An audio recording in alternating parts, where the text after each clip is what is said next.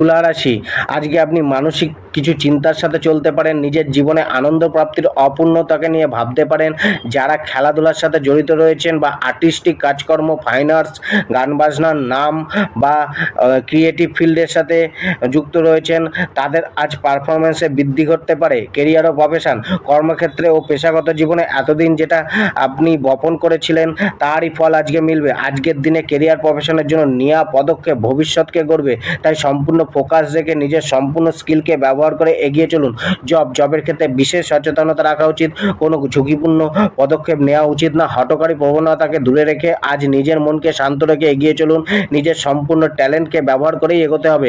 ব্যবসায় হঠাৎ কোনো পরিবর্তন আসতে পারে, কোনো টাকা আজ ব্যবসার জন্য ধার নিতে পারেন।